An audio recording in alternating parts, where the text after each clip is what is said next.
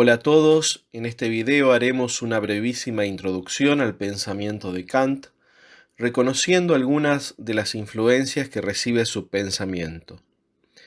La filosofía de Kant tiene un sello muy personal que convierte a su autor en una de las grandes figuras de la historia de la filosofía, pese a lo cual pueden apreciarse diversas influencias que en mayor o en menor grado intervienen en la constitución de su pensamiento. Situada en la órbita de la filosofía moderna inaugurada por Descartes, la obra de Kant pretende dar un nuevo giro a esa tradición filosófica con el objetivo de salvar sus insuficiencias. Kant no abandona jamás su ciudad natal. Es así que nace en 1724 en la ciudad de Königsberg, que es la capital de la antigua Prusia Oriental, y muere en 1804. Es así que entonces toda su vida girará en torno a esta ciudad y su vida académica universitaria no será la excepción, ya que ingresará en 1740 a esta universidad donde va a estudiar filosofía, física y matemática, y se verá muy deslumbrado por la doctrina de Newton en torno a la física. Pasarán unos años donde se desempeñará como preceptor en varias familias de Prusia, hasta que en 1755 ingresa como docente en esta misma universidad, donde no solamente enseña filosofía, sino también enseñará biología, geografía, pedagogía, entre otras disciplinas más. Una de las obras más importantes de Kant es la Crítica de la Razón Pura, la cual tuvo su primera edición en 1781 y tuvo por objetivo principal poder responder a la pregunta de si es posible o no considerar a la metafísica como una ciencia de acuerdo a los parámetros de ciencia establecidos por la modernidad. En esta obra logra realizar un giro copernicano respecto a las teorías del conocimiento de la época, y el giro copernicano consistió en establecer al sujeto como la fuente del conocimiento y no al objeto como la fuente del conocimiento.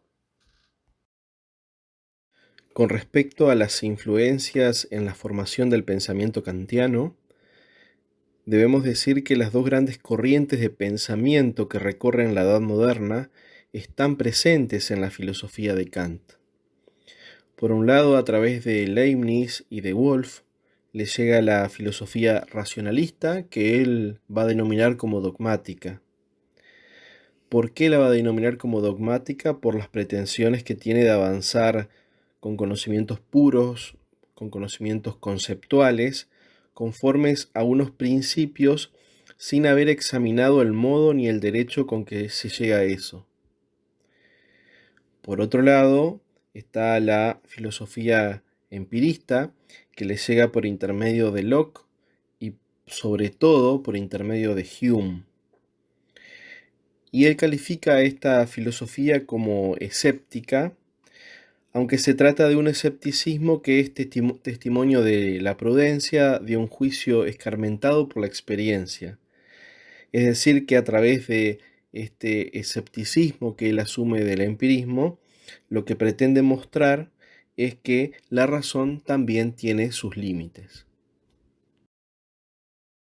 Habíamos dicho al inicio que Kant se ve deslumbrado por la doctrina de Newton.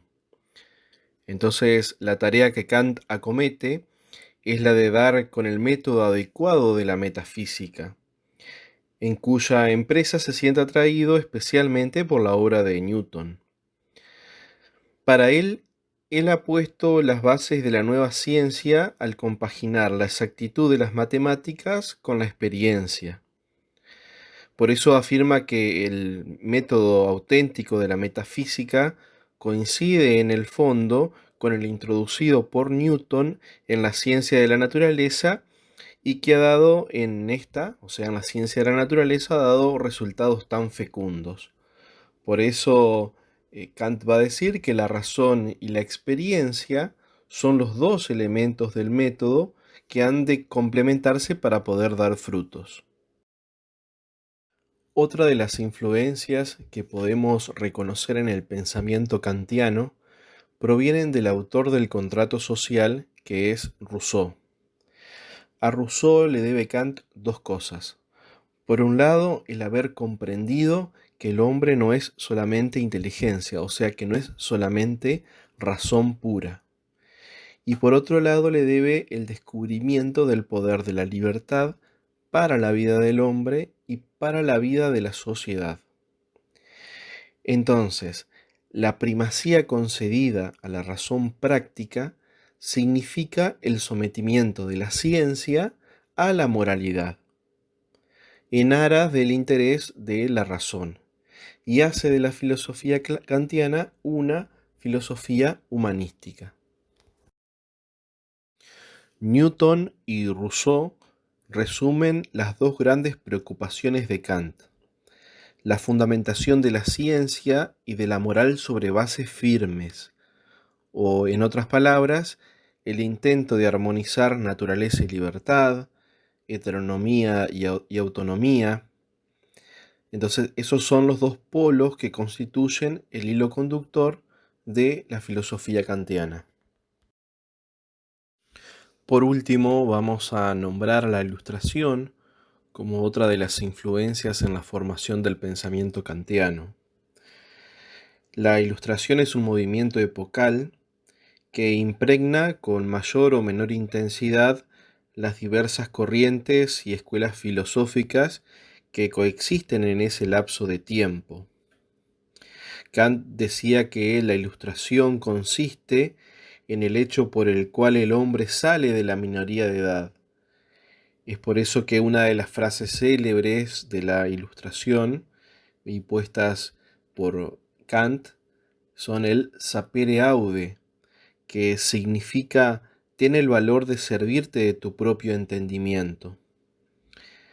Entonces el ideal que la Ilustración persigue es que todos los hombres estén en condiciones de pensar por sí mismos, sin necesidad de depender de nadie, y que se decidan a correr el riesgo de la libertad.